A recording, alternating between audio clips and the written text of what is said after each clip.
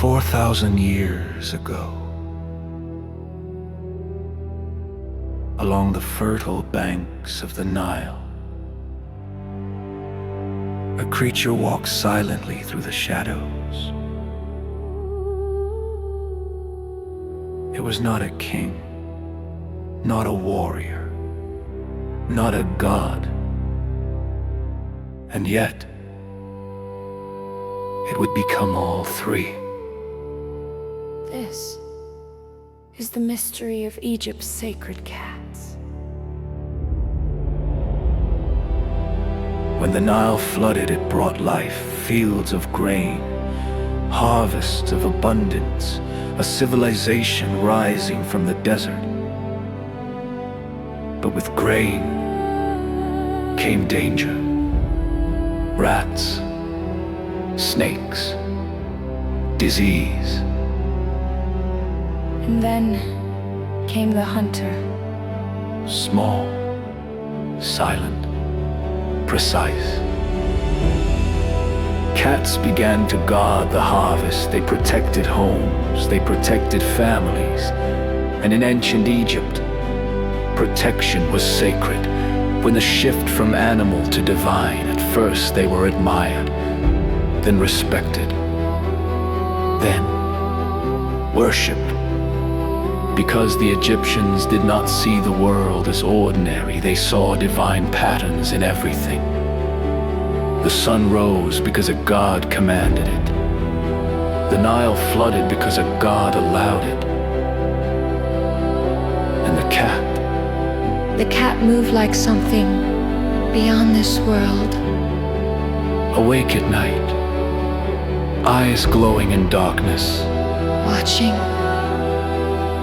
Always watching. From this reverence rose a goddess. Bastet.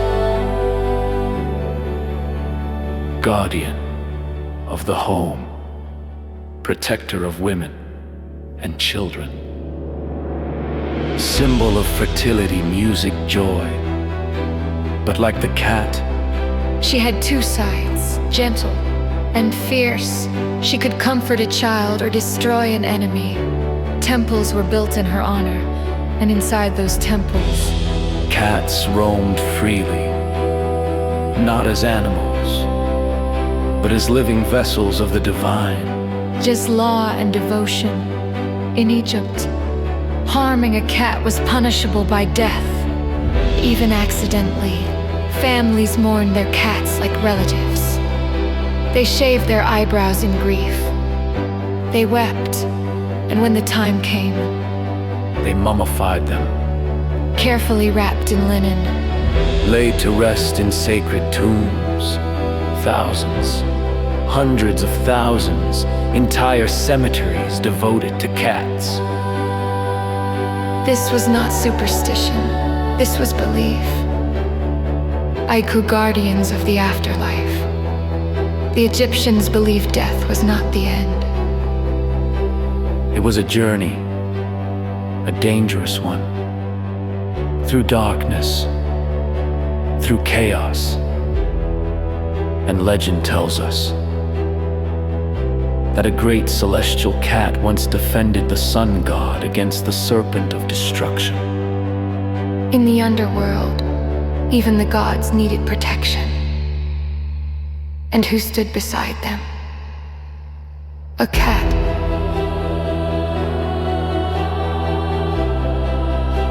Power and politics. But there was more. Religion in Egypt was power, and power was divine. Pharaohs aligned themselves with sacred symbols. The cat became more than spiritual. It became political. Temples flourished. Pilgrims brought offerings. Priests gained influence. The sacred feline became a symbol of order itself. Shake the fall. But empires fade. Foreign rulers came. Belief shifted. Temples were abandoned. Statues buried in sand. The worship of Bastet slowly disappeared. Yet the cat remained, watching, waiting, unchanged. Today, a cat sits on a windowsill. Moonlight reflecting in its eyes. Calm, unbothered, independent. We call them pets. But 4,000 years ago, they were guardians of civilization. Protectors of harvest. Symbols of life. Defenders of the afterlife. Perhaps they never stopped being sacred. No, and final line. Next time a cat stares at you And holds your gaze just a little too long.